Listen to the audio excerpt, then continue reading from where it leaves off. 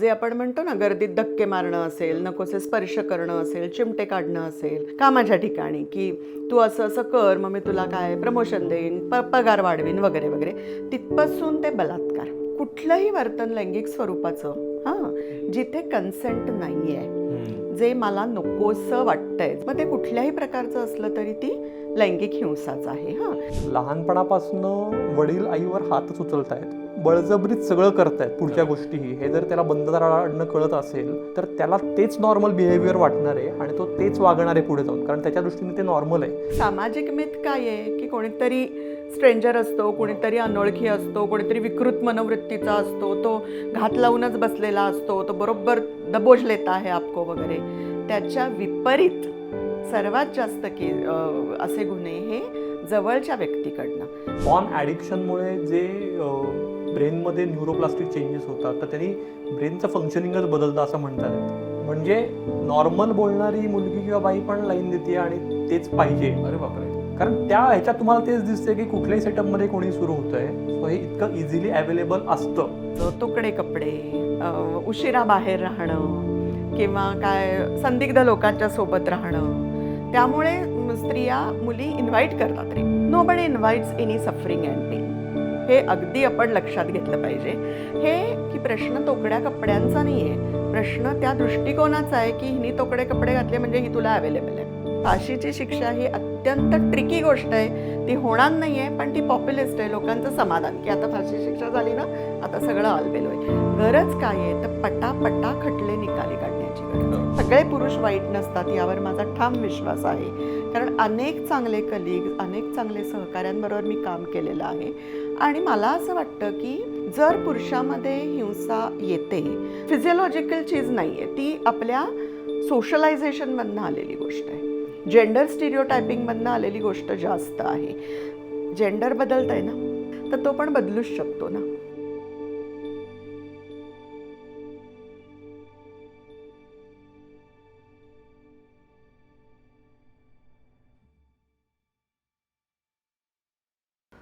Hello नमस्कार, मी ओंकार जाधव आणि खुसफुसच्या या नवीन एपिसोडमध्ये तुमच्या सगळ्यांचं खूप खूप स्वागत करतो. आजचा एपिसोड खरं तर खूपच महत्त्वाचा एपिसोड आहे. खुसफुसमध्ये आपण अशा सगळ्या विषयांवरती गप्पा मारतो ज्याबद्दल आपण उघडपणे बोलत नाही, खुसफुसत राहतो, धुसफुसत राहतो. तो तसाच आजचा अत्यंत महत्त्वाचा, आपल्या सगळ्यांच्या जवळचा असा विषय आहे. म्हणजे आता आपण बातमी बघायला न्यूजपेपर उघडला किंवा टी व्ही चॅनल सुरू केलं किंवा इंस्टाग्राम चालायला लागलो की सतत आपल्याला दुसरी तिसरी काहीतरी कशी महिलांवर होणाऱ्या वेगवेगळ्या पद्धतीच्या अत्याचाराची, हिंसेची बातमी ऐकायला येते आणि असं वाटतं की काय चाललंय नक्की, आपण समाज म्हणून कुठे चाललो, तर इतकं प्रमाण वाढतं आहे, मुलींनी घरातनं बाहेर पडायचंच नाही का, पासून असे वेगवेगळे सगळीकडनं प्रत्येकाची मतांतर ऐकायला मिळतात आणि मग भीती वाटायला लागते. तर या सगळ्याबद्दल काय एक विचार असू शकतो. एक तर हे सगळं प्रमाण जे आता बलात्कारापासून ते त्याच्या नंतरच्या अधिक वाढलेल्या ब्रुटॅलिटीपर्यंत हे इतकं टोकाचं होत चाललंय की त्यात सगळ्यात नक्की काय केलं पाहिजे, काय अप्रोचने या सगळ्याकडे पाहिलं पाहिजे, याबद्दल आज आपण चर्चा करणार आहोत. आपल्यासोबत आहेत प्रीती करमरकर.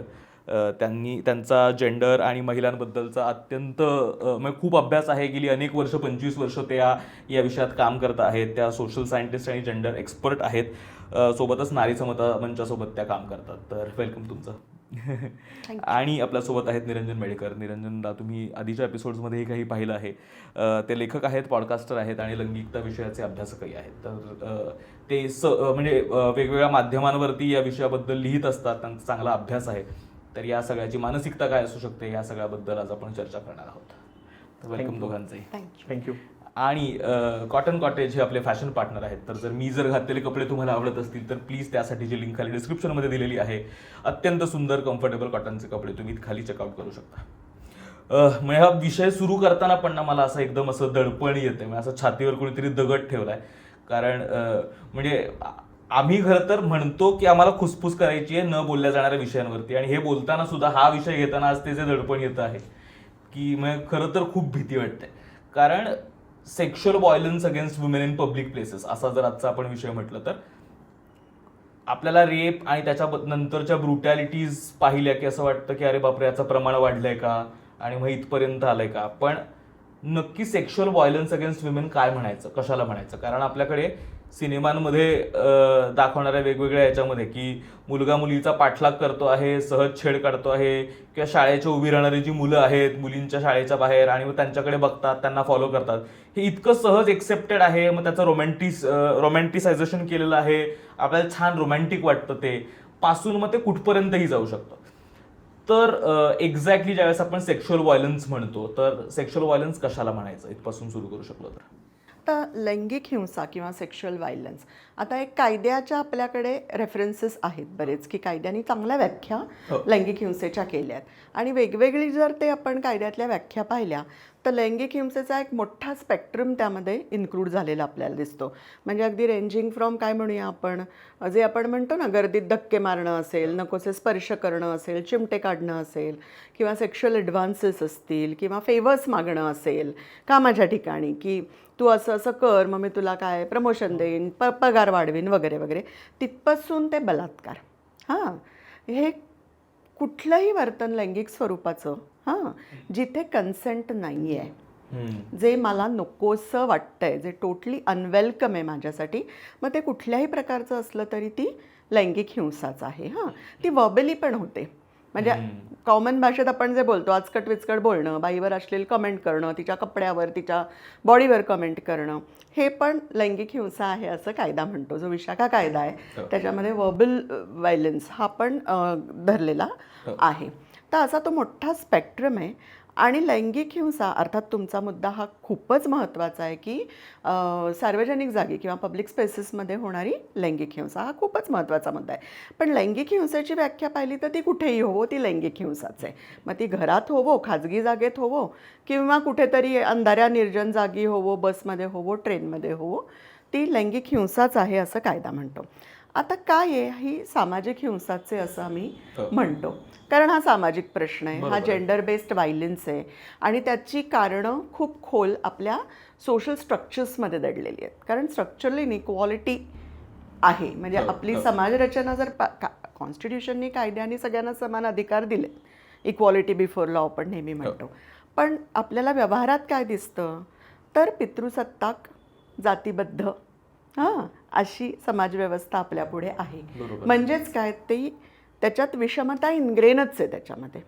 कोणाकडे तरी एक पॉवर आहे, जसं पॅट्रिआर्की, पितृसत्तेत आपण म्हणतो की पुरुष आहे ना डिसिजन मेकर, कुटुंब प्रमुख, मग तो खाजगीत घरात पण आहे आणि कम्युनिटी स्पेसेसमध्येही आहे. बरोबर आहे. आजही बघा अधिकारांच्या जागी कमी आहेत स्त्रिया.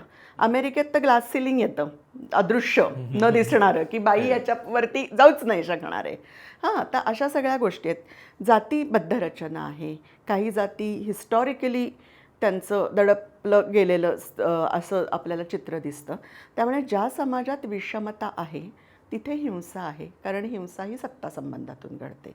आणि आत्ताच्या समाजामध्ये पितृसत्ताक आपल्याकडे व्यवस्था आहे, त्यामुळे महिला या व्हल्नरेबल आहेत या हिंसेला. आणि थोडंसं जे मामुलीकरण, जे नॉर्मलायझेशन, या तुम्ही जे आत्ता म्हणलात की सिनेमात ते रोमॅन्टिसाईज करणं, या सिनेमात अनेक गोष्टी दाखवतात ज्या खरं तर लैंगिक छळच आहेत. लैंगिक छळच आहेत त्या. पण मग आपल्याकडे ते समज जे रूढ आहेत, गैरसमज म्हणायला पाहिजे, की लडकी की नामे ही उसकी हाँ होती है, मग लागा मागे, ती हो म्हणेपर्यंत प्रयत्न करत राहा. आणि हे काहीतरी असं याच्यातनं येतं. आणि असंच इक्वली पुरुषांनाही फार विचित्र पद्धतीने मर्द को दर्द नाही होता, म्हणजे हळूवार भावनांना पुरुषांनाही पारखं करायचं, ती सेन्सिटिव्हिटी पुरुषांमधनं काढून टाकायची, एक काहीतरी टॉक्सिक मॅस्क्युलिन प्राणी घडवायचा, सॉरी फॉर माय वर्ड्स, अनपार्लमेंटरी असतील तर, ज्याला नाही आहे माझंच, फक्त त्याला माझंच चूक कळतं आहे, एम्पॅथी नाहीच आहे, की मी जर कुणाशी हिंसक वागलो तर त्या व्यक्तीला कसं वागेल. ही एम्पॅथी, या हळूवार भावना, पितृसत्ताक संस्कार म्हणजे त्याच्यापासून पुरुषांना पारखं करतात. हे दुर्दैव आहे की मला प्रॉब्लेम आहे, मी वीक पडू शकतो, मला कुणाची तरी मदत लागू शकते, मला रडायला येतं कधीतरी, पुरुष नाही हे सहजपणे बोलू शकत. तर हा मला वाटतं तो एक मोठा तिथे प्रश्न. आणि मग हिंसेच्या अनेक गोष्टी नॉर्मलाइज होणं, त्याचं मामुलीकरण होणं, असा सगळा प्रश्न तिथे मला दिसतो. बरोबर. गेली काही वर्ष आपण जर असं ऑब्झर्व केलं तर म्हणजे आपल्याला बातम्यांमध्ये तर सतत ऐकायला मिळतं ना, म्हणजे रोज एखाद दुसरी तरी बातमी असते आणि मग वेगवेगळ्या ठिकाणी वेगवेगळ्या वयातल्या महिलांवर मुलींवर अत्याचार होतात. म्हणजे काय 78-80 वर्षांपर्यंतच्या आजीपासून ते अगदी 1-2 महिन्याच्या बाळापर्यंत. म्हणजे यात कुठे म्हणजे ते सतत आक्षेप घेतला जातो की मुली बाहेर तोकडे कपडे घालून बाहेर पडतात, त्यांना कपडे व्यवस्थित घालायला लावा, त्या या पद्धतीनं वागतात, त्यांना हे करायला लावा, तुम्ही त्या रात्री बाहेर पडतात, त्यांना रात्री घरातनं बाहेर पडू देऊ नका. तर हे सतत आपण बघतो आहोत. तर यामागची कारणं काय असू शकतील याच्याबद्दल आपण थोडं बोलू शकलो की का महिलांवर आणि मुलींवर अत्याचार होतात. म्हणजे हे अर्थात आपण आता हे बोललो की ते सत्तेच्या म्हणजे ते विषमतेमुळे येतं आहे आणि ते सत्ता गाजवण्याचं एक प्रमाण आहे. पण मग का वाढत आहे आणि ते आत्ता का आपल्याला इतके दिसायला लागले आहेत? म्हणजे यंगस्टर्स जर आपण बघितलं तर आपण चित्रपटांचा मुद्दा काढला, बॉलिवूडचा खूप मोठा इम्पॅक्ट आहे सगळ्याच युथवर असतो किंवा वेगवेगळ्या वयोगटातल्या माणसांवर असतो. बरोबर. तर आपण साधारण ढोबळमानाने जरी बघितलं तरी पिंक ही फिल्म एवढी चालत नाही जेवढी ॲनिमल चालते. आणि ॲनिमल काय प्रमोट करते तर तुम्ही बिंदास कसंही वागा, तुम्हाला कोणी काही धाकच नाही आहे कशाचाच, बेबंद वागा तुम्ही. तर त्याच्यामुळे हिंसा आहेच, म्हणजे आपल्या समाजात म्हणण्यापेक्षा माणसाच्या इतिहासात हिंसा ही आदिम भावना आहे आणि महिलांच्या अगेन्स्ट होणारी हिंसा पण आहेच आहे. पण त्याचं जे उदात्तीकरण गेल्या काही दशकांमध्ये दिसते आपल्याला की कसंही जे काय म्हणतात त्याला अँटी हिरो पण हिरोच आहे. हे जे काही शाहरुख खानपासून सुरू झालेलं आहे. तू है मेरी किरण. खरंय खरंय खरंय. तू हे मेरी किरण पण एक उत्तम उदाहरण आहे डर पिक्चर, की तो इतका मागे लागलेला आहे तर एका पॉईंटला कुठेतरी ते ग्लोरिफिकेशनच आहे, जरी त्याचा शेवटी तो मरतो तरीही. तर हे कुठेतरी थांबण्याची खरंच आवश्यकता आहे. आणि कारणांमध्ये जायचं म्हणलं आपण तर त्याची कारणं खूप मोठी आहेत. म्हणजे सेक्शुअल व्हायलन्स अगेन्स्ट वुमन हा खूप कॉम्प्लेक्स विषय आहे. म्हणजे फक्त त्याचं रेप किंवा बाकी असं एखाद दुसरं त्याचं आपण निष्कर्षापर्यंत नाही येऊ शकत. म्हणजे अगदी इव टीझिंगपासनं, किंवा मला आठवते कॉलेजमध्ये असताना काही मुलांना अशी खोड होती आमच्या की स्टेअर करत बसायचं मुलगींकडे, म्हणजे हॉटेलमध्ये बसलेला असो कुठेही असो, आणि ते इतक्या लेव्हलला स्टेअर करायचं की ते जणू तो नजरेतनं बलात्कार करतोय का, म्हणजे ती मुलगी अनकम्फर्टेबलच व्हायला पाहिजे. आणि त्याचं त्याला काहीच खंत खेद वाटत नाही. म्हणजे हे जे काही आहे हे न समजण्यासारखं आहे. म्हणजे आपणही माणूस आहोत, म्हणजे जरी ती अपोजिट जेंडरची असली तरी तिच्या फिलिंग्स आपल्याला समजू शकतात. पण मग ते कदाचित घरातनं पण तेच वातावरण आहे का. म्हणजे मला एक सायकॉलॉजिस्ट म्हणाल्या की जर लहानपणापासून वडील आईवर हातच उचलतायत किंवा बळजबरीत सगळं करतायत पुढच्या गोष्टीही, हे जर त्याला बंधदाराआडनं कळत असेल तर त्याला तेच नॉर्मल बिहेवियर वाटणार आहे आणि तो तेच वागणार आहे पुढे जाऊन, कारण त्याच्या दृष्टीने ते नॉर्मल आहे. आणि आपल्या समाजात असा खूप मोठा वर्ग आहे ज्यांच्या दृष्टीने ते नॉर्मल वाटतंय. म्हणजे आपण जरी महाराष्ट्रासारख्या काय म्हणू पुढारलेल्या सुशिक्षित पुरोगामी राज्यात राहत असलो तरी खेदाने हे नमूद करायला लागतं, कारण त्या खेरीज इतक्या सगळ्या केसेस आणि ती आकडेवारी दिसणार नाही आपल्याला. बरोबर. दुसरं म्हणजे ना, हिंसा वाटत नाही त्यामुळे ती हिंसक कृत्य होतात. हा पण त्याच्या मागचा जो निरंजन म्हणला तो आस्पेक्ट आहे. हां, कारण त्या मुलाला वाटतंय बाईशी असंच वागायचं असतं, म्हणजे मी चुकीचं करतोय ही भावनाच त्याच्या मनात नसेल तर हे नॉर्मलच. आणि टीनेजर्स बरोबर जेव्हा आम्ही वर्कशॉप्स घेतो जेंडर सेन्सिटायझेशनची, तेव्हा मुलं सांगतात ना की आमचे सिनियर्स आम्हाला शिकवतात, कळणार नाही अशा पद्धतीने चुकून धक्का कसा मारायचा, की धक्का बसणाऱ्याला असं वाटेल की अरे अरे चुकून लागला, मग ती पण म्हणते बाई सॉरी हं वगैरे असं. म्हणजे हे सगळं या इकोसिस्टममध्ये आहे. त्यामुळे हिंसा मी करते ही हिंसा आहे, गुन्हा आहे हे कळत नाही, त्यामुळे ते केला जातो. हा एक भाग. दुसरं असं आहे की त्याचं मामुलीकरण पण खूप झालं आहे. म्हणजे आता आम्ही सुद्धा, बायासुद्धा आता काय गर्दीत धक्के मारतात, नको ते स्पर्श करतात, देतोच ना सोडून. कारण रोज कुठे त्याचं सगळं पोलीस कंप्लेंट आणि कुणाला एवढा वेळ आहे, आणि या सगळ्याच गोष्टी आहेत म्हणजे त्याच्यामध्ये. आणि दुसऱ्या बाजूला म्हणजे आता मी 25 वर्षापूर्वी माझं शिक्षण पूर्ण होऊन मी काम करायला लागले किंवा काय, विद्यापीठात बसनी जायचे शिकत असताना, खूप असे अनुभव आले. पण होतं काय तेव्हाच्या आमच्या सराउंडिंगमध्ये, बाहेर जायचंय ना, मग असल्या कटकटी काय, तक्रारी काय करताय, थोडं सहन करायला शिका, येतात काय एवढंच आहे ना. हां, म्हणजे हे झालं किरकोळीकरण, मामुलीकरण. हां, दुसरं म्हणजे बाहेर जायचं आहे ना, मग हे होणारच, हे झालं नॉर्मलायझेशन. हां, त्यामुळे मग काय आता आम्ही पण ते ऑक्युपेशनल हॅझार्ड म्हणून मानून घेतलं तेव्हा. पण आज आम्हाला माहिती आहे ही लैंगिक हिंसाच आहे आणि ती नाही झाली पाहिजे. त्यामुळे ह्या अवेअरनेस आणि सेन्सिटायझेशन जोवर येत नाही तोवर खऱ्या अर्थी हिंसेला अटकाव होणार नाही, असं माझं मत, अगदी अगदी प्रामाणिक मत आहे. दुसरं, सर्वात जास्त बलात्काराच्या घटना कुठल्या होतात ज्याला कायद्यात म्हटलं जातं ॲक्वेंटन्स रेप. म्हणजे काय तर माहितीतल्या ओळखीच्या माणसाकडनं पुरुषाकडनं झालेला बलात्कार. म्हणजे जे एक सामाजिक मिथ काय आहे की कोणीतरी स्ट्रेंजर असतो, कोणीतरी अनोळखी असतो, कोणीतरी विकृत मनोवृत्तीचा असतो, तो घात लावूनच बसलेला असतो, तो बरोबर दबोच लेता है आपको वगैरे. त्याच्या विपरीत सर्वात जास्त असे गुन्हे हे जवळच्या व्यक्तीकडनं. ते कसे केले जातात तर काहीतरी दडपण आणून, बळजबरी करून, ब्लॅकमेल करून किंवा धमकी देऊन. आता ओळखीच्या व्यक्तीला माहिती असतं ना काय वीक पॉईंट्स आहेत माझे, काय सिक्रेट्स आहेत माझी, कुणाला सांगितलं तर मी घाबरेन किंवा वल्नरेबिलिटीज काय आहेत माझ्या, हे माहितीतल्या माणसाला त्याला सगळ्याचं नॉलेज असतं. तर ह्याचा गैरफायदा घेतला जातो. त्यामुळे ही फार फार फार विचार करण्यासारखी गोष्ट आहे की जरी आपण पब्लिक स्पेसेस आज म्हणत असलो तरी सर्वात जास्त बलात्कार हे ओळखीच्या माणसाकडून होतात. हा प्रीती मॅडमचा मुद्दा खूप महत्त्वाचा आहे. म्हणजे मलाही आपण हे आपल्या समाजाबद्दल बोलतोय, पण हे पाश्चात्य ऑथरचं एक मी पुस्तक वाचलेलं आठवतं, मला नाव नाही आठवते, मी शेअर करीन नंतर. पण त्या लेखिकेनी असं सांगितलेलं की तो जे ट्रॉमाटाइज्ड आहेत, ज्यांनी लहानपणी लैंगिक शोषण अनुभवलेलं आहे, तर त्यांना ते यांनी मार्गदर्शनपर ते पुस्तक लिहिलेलं. तर त्यांची स्वतःची केस अशी होती की त्यांच्यावर त्यांच्या आजोबांनीच अनेक वर्ष ते रेप करत होते आणि 25 वर्षांच्या झाल्यावर जेव्हा त्यांनी आईला विश्वासात घेऊन हे सांगितलं, तर आईचे वडील होते ते आजोबा, म्हणजे त्या साईडनी होते, तर आईनी तिलाच ब्लेम केला कारण ती विश्वास ठेवायलाच तयार नाही की माझे बाबा असे नाहीच आहेत. सो हा जो मुद्दा आहे की ओळखीच्यातनं जेव्हा इतका गंभीर गुन्हा होतो तेव्हा आपले पालक तरी आपल्याला सपोर्ट करतील का, हीच जर खात्री नसेल त्या मुलीला, त्या स्त्रीला, तर हे कसं थांबणार, हा एक महत्त्वाचा मुद्दा यात येतो. बरोबर. मला आणखीन एक म्हणजे तुम्हाला दोघांनी विचारायला आवडेल की सेक्शुअल सपरेशन आपल्याकडे जे सोसायटीमध्ये, म्हणजे आपण आता सेक्स एज्युकेशनची पण एक सिरीज केली ज्याच्याबद्दल पण आपण उघडपणे सेक्सबद्दल बोलतो. म्हणजे मला हे कायम असं वाटत राहतं की आपल्याला स्त्री पुरुष म्हणूनच्या ज्या कॉन्सेप्ट ना त्याच खूप चुकीच्या पद्धतीनं सांगितल्या गेल्यात. म्हणजे आपल्याला ते कायम ते नातेसंबंध, ते सेक्शुअल ॲक्टसाठीचं मुलींच्या जवळ जाणं आणि त्यांच्यासोबत इंटरॅक्ट करणं या पद्धतीनं ते सांगितलं जे जातं. आणि कायम की ही काचेच्या पेटीतली ही व्यक्ती आहे, ही बाहुली आहे आणि तिला या काचेच्या पेटीत बघायचं आहे. तर ते वेगळ्याच टोकाला घेऊन जातं. तर सेक्शुअल सपरेशन सुद्धा सोसायटीमधलं एक कितपत महत्त्वाचं कारण वाटतं या सगळ्याच्या मागे आहेच ना. म्हणजे मला असं वाटतं की सेक्शुअलिटीबद्दल आपण मोकळेपणाने बोलत नाही. ॲडॉलेसन्समध्ये येताना मुलामुलींच्या शरीरात मनात जे बदल होतात त्यांच्याशी कसं डील करायचं त्यांना कोणी विश्वासात घेत नाही. त्यामुळे कधी कधी क्युरिओसिटीतनं पण ही कृत्य होतात.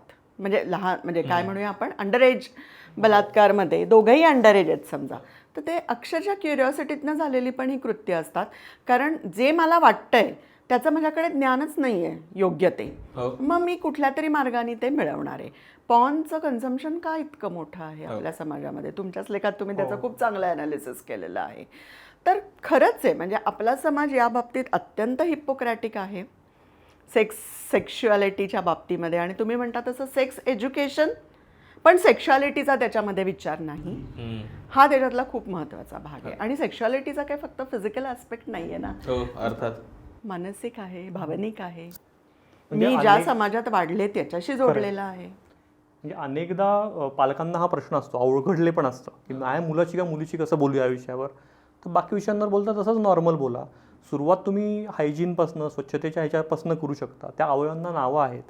नुसतं शूची जागा आणि शीची जागा म्हणण्यापेक्षा तुम्ही म्हणा ना त्याला की याला काय लिंग म्हणतात, त्याला वृषण म्हणतात, याला योनी म्हणतात, याला योनी ओठ म्हणतात. इंग्लिशमध्ये सांगा तुम्ही, इंग्लिश मीडियममध्ये असलेली मुलं तर इथनं सुरुवात करा. आंघोळीच्या वेळेला कशी स्वच्छता करायची, मग तुम्ही हळूहळू सांगू शकता की ते तुम्ही आई बाबा सोडून कोणी हात लावू शकत नाही किंवा याच कारणासाठी लावू शकतात, किंवा एका ठराविक वयानंतर आई बाबा पण नाही लावू शकत. हे तुझं शरीर आहे, तर त्याची प्रायव्हसी जपणे तुझं मेन हे आहे. आणि जर कोणी तसं करत असेल तर तू हे बिनधास्त आम्हाला येऊन सांगायला पाहिजेस. तो हे आपलं काय म्हणून हे लैंगिकता शिक्षण आहे ना, ही लैंगिकता शिक्षणाची जबाबदारी आपण फक्त सरकारवर किंवा शाळांवर टाकून नाही चालणार. बरोबर आहे. तर ते आपल्याकडनं जेव्हा सुरुवात होईल तेव्हा मग शाळाही उद्युक्त होतील किंवा सगळे पालक म्हणतील वर्गातले की एक सेशन आमच्यासाठी घ्या तुम्ही, आम्ही कन्फ्यूज आहोत, आम्ही हे सांगतोय पण हे पुरेसं नाहीये. तर मग त्याच्यातनं गोष्टी पुढे येऊ शकतात आणि मग तो दबाव कदाचित सरकारवर येईल.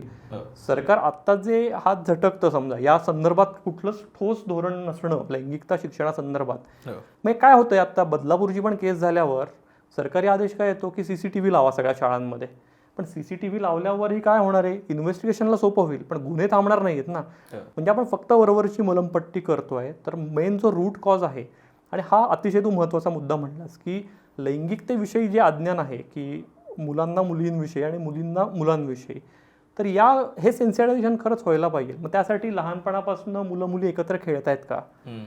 म्हणजे मी 90च्या दशकात जेव्हा वाढलो तेव्हा कोएड शाळांमध्येही 2 रो मुलांच्या 2 रो मुलींच्या आणि जसं काही एका वर्गातले ते भागच नाही आहेत. इतक्या वियर्ड पद्धतीने ते एकमेकांशी वागायचे आणि आकर्षण ह्या गोष्टी असायच्या. पण बोलायचं नाही मुलींशी नाही, किंवा एखादा मुलगा बोलला त्याला वाईट टाकणं, शिक्षा करणं. करेक्ट. चिडवणं किंवा मुलं पण चिडवणं ना, त्याला आउटकास्ट करणं असं. तर हे सगळंच बिहेवियर खूप नॉर्मल व्हायला पाहिजे. म्हणजे व्हायलन्सवर बोलायच्या आधी हे नॉर्मल बिहेवियर नाही आपलं हे ऍक्सेप्ट केलं पाहिजे. लैंगिकते संदर्भातलं किंवा ओळखीचे पण समजा ग्रुप आहे आणि जर स्त्री पुरुष दोघंही आहेत तर आपण आधी पुरुषांकडेच जातो. आपण असं कधीच करत नाही, कारण लोक काय म्हणतील, बघणारे काय म्हणतील. हा जो काही एक अप्रोच आपला आहेच आहे, तर ते कसं हळूहळू का होईना बदलेल.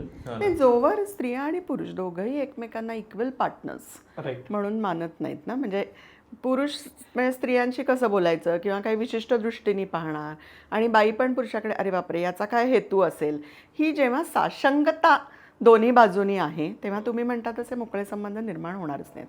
दुसरं मला असं वाटतं की आणखीन एक आपण करण्यासारखं आहे, करण्याजोगं आहे समाज म्हणून, की विक्टिम ब्लेमिंग करणं थांबवलं पाहिजे याच्यामध्ये. हां, कारण खूपदा अजूनही बघा ते बदलापूरच्या घटनेत सुद्धा 3 वर्षाच्या मुलीला शाळेत पाठवण्याची काय गरज आहे, हे आर्ग्युमेंट होऊच कसं शकतं. हां, मुंबईत जगण्याचे काय किती प्रेशर्स आहेत, कपल दोघांनाही बाहेर कामाला पडायला लागतं, काहीतरी तर मुलांची सोय करायला पाहिजे. हे आर्ग्युमेंट कसं होऊ शकतं. त्यामुळे हा पण एक विक्टिम ब्लेमिंगचाच प्रकार आहे असं मला वाटतं, कारण तिथे पॅरेंट्स पण विक्टिम आहेत इन अ वे त्या मुलीचे. तर आता तुम्ही जे सुरुवातीला म्हणलात तसं तोकडे कपडे, हां, उशिरा बाहेर राहणं किंवा काय संदिग्ध लोकांच्या सोबत राहणं, त्यामुळे स्त्रिया मुली इन्व्हाइट करतात रे, त्याच जबाबदार असतात. Nobody invites any suffering and pain, हे अगदी आपण लक्षात घेतलं पाहिजे. हे नेहमी स्त्रीवादी चळवळ हेच म्हणत आलेली आहे की प्रश्न तोकड्या कपड्यांचा नाही आहे, प्रश्न त्या दृष्टिकोनाचा आहे की हिनी तोकडे कपडे घातले म्हणजे ही तुला अवेलेबल आहे. प्रॉब्लेम तिथे आहे.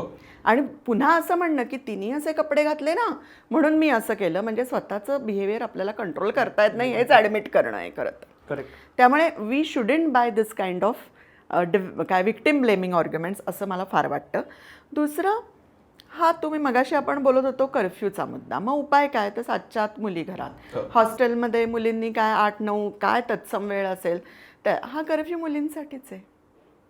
कॅम्पसेसमध्ये सुद्धा हा कर्फ्यू मुलींसाठी आहे, पुरुषांसाठी नाही आहे. तर ह्याचा पण खूप मुळापासून विचार तिथे होण्याची गरज आहे की म्हणजे जी व्यक्ती व्हल्नरेबल आहे तिला तुम्ही कोंडून ठेवताय आणि जे करणार आहेत ते मोकळे फिरणार आहेत. तर ही जोपर्यंत आपला पर्स्पेक्टिव्ह या बाबतीतला बदलत नाही, मग त्याच्यासाठी विक्टिम ब्लेमिंग थांबवणं आणि तो स्टिग्मा जर कमी झाला रेपचा, म्हणजे स्टील तो ब्लोज आहे, तो आघात आहे, तो ट्रॉमा आहे, हे सगळं मान्य करून पण त्या पावित्र्याशी जे त्याचं नातं जोडलं आहे रेपचं, की बाई भ्रष्ट झाली, हां, तो स्टिग्मा जसा जसा लूज होत जाईल समाजातला तसं मला वाटतं काहीतरी विक्टिमसाठी एक सपोर्टिंग असं सामाजिक वातावरण तयार होऊ शकतं. बरोबर.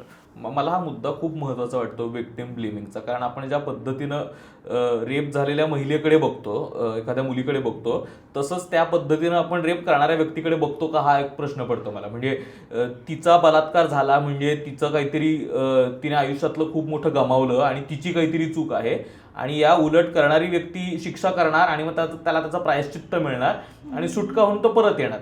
मला असं कायम असं होतं की त्याच्या मेंटॅलिटीवर काही काम केलं गेलं का, त्याच्यावर काही काम केलं गेलं का, तर याच्यावर ते काही फार आपल्याला घडताना दिसत नाही. तर असं काही म्हणजे त्या मेंटॅलिटीबद्दल आपण बोलू शकतो की कुठल्या मेंटॅलिटीमधनं हा बलात्कार होतो किंवा रेप होतो किंवा व्हायलन्स होतो. म्हणजे डॉक्टर रजत मित्रा म्हणून आहेत, तर ते क्लिनिकल सायकोलॉजिस्ट आहेत. तर त्यांनी 2000 ते 2005 या दरम्यान तिहार जेलमधल्या एक साधारण 100 कैद्यांवर अभ्यास केला की जे रेपच्या गुन्ह्याखाली शिक्षा भोगत होते किंवा त्यांची ट्रायल सुरू होती. तर ते म्हणले की या प्रत्येक हिंसेचा प्रकार वेगळा होता, रेप जरी असला तरी, पण त्या सगळ्यांमध्ये एक साम्य होतं की कोणीच आपला गुन्हा मान्य करायला तयार नव्हतं. तर ते म्हणले की हे आश्चर्य वाटलं. तर त्याच्या रूट कॉजमध्ये असं दिसलं त्यांना की प्रत्येकाला ही खात्री होती की आपण काहीतरी मॅनेज करून यातनं बाहेर पडणार आहे. म्हणजे शिक्षा होईल, शिक्षा झाल्यावरही त्यांना असं वाटत होतं की ती कमी होईल किंवा व्हॉटेवर. हा जो काही आहे ना, म्हणजे कायद्याचा धाकच नाही आहे. म्हणजे NCRBच्या रिपोर्टमध्ये पण दिसतं की रेपच्या ह्याच्यात शिक्षा होण्याचं प्रमाण फक्त 27% आहे. तर इतकं जर कमी कन्व्हिक्शन रेट असेल तर तो धाक वाटणार नाही. आणि अजून एक त्यांना ऑब्झर्वेशन त्यांनी असं सांगितलं आहे की कुठल्याच आरोपीच्या मनात त्यांनी केलेल्या कृत्याबद्दल खंत नव्हती, पश्चाताप नव्हता. बापरे. त्याच्या दृष्टीने ते योग्यच होतं त्यांनी जे केलं ते, किंवा ठीक आहे म्हणजे चलता आहे हा जो काही ॲटिट्यूड आहे आपला तो त्याचा होता. म्हणजे ही मानसिकता जर असेल तर किती भयान वास्तव आहे. भयान आहे, म्हणजे खंत न वाटणं हे खरंच भयान आहे. आणि दुसरं जे तुम्ही म्हणलात की 25% 27% कन्व्हिक्शन रेट आहे फक्त, म्हणजे शिक्षा होण्याचं प्रमाण किती, दर 4 केसमध्ये एका याला, ती सुद्धा किती होते हा खरंच संशोधनाचे विषय आहे. जेवढी कायद्यात प्रिस्क्राईब आहे तेवढी होते का, ऑन मेनी ग्राउंड्स त्याची आणखीन सौम्य केली जाते, हा मुद्दा आहे. त्यामुळे कायद्याचा डेटरंट हा हेतू आहे ना, तो नाही सर्व होते. म्हणजे जे तुम्ही कायद्याचा धाक नाही म्हणतात, काय होतं आपल्याकडे की असा बलात्कार झाला, विशेषतः कोलकात्याची केस झाली आता, ब्रुटॅलिटी पण तिथे आहे, तर मग बलात्काराला फाशीची शिक्षा द्या, हा एक आउटक्राय, पब्लिक आउटक्राय आपल्याला दिसतो. राज्यकर्ते पण लगेच त्याला रिस्पॉन्ड करतात, अत्यंत पॉप्युलिस्ट आहे ते, पण ते होणार नाहीये. हे आम्ही जे त्या क्षेत्रात काम करतो, कारण एकतर रेअरेस्ट ऑफ रेअर क्राईममध्ये फाशीची शिक्षा. गेल्या काही वर्षात काय कुणाला फाशी झाली तुम्हाला आठवतं? टेररिस्ट ॲक्टिव्हिटी, जे वेजिंग वॉर अगेन्स्ट नेशन असे जे काही आहेत, आणि ते सुद्धा अनेकदा त्याच्यात म्हणजे पब्लिकली ऑब्जेक्शन्स घेतली जातात की निवडणुका तोंडावर ठेवून त्या फाशी देण्यात आल्या. गेल्या अनेक वर्षात कुठल्याही खुनाच्या सजेत किंवा कुठल्याही बलात्कार प्लस खुनाच्या सजेत फाशीही झालेली नाही. त्यामुळे जितकी जास्त कडक शिक्षा तितकं कन्व्हिक्शन कमी, दुर्दैवानी असं चित्र आहे. आणि दुसरं म्हणजे आमचा तात्विक पण मतभेद आहे, याला फाशीची शिक्षा द्या या गोष्टीसाठी. बलात्कार म्हणजे बाईचा मृत्यू असं आम्ही मानत नाही. बलात्कार निश्चितच तिचा झालेला अवमान आहे, तिच्यावर नक्कीच झालेला ब्लो आहे, but that doesn't mean end of her life. म्हणजे जर आपण पण मागणी करणं फाशीची, याचा अर्थ आपण पण पितृसत्ताक विचारसरणीच पुढे नेत आहोत की बलात्कार झाला मग बाईचं आयुष्य संपलं, आता तिने आयुष्यभर तोंड लपवून राहायचं आहे. त्यामुळे फाशीची शिक्षा ही अत्यंत ट्रिकी गोष्ट आहे. ती होणार नाही आहे, पण ती पॉप्युलिस्ट आहे. लोकांचं समाधान की आता फाशी शिक्षा झाली ना, आता सगळं आलबेल होईल.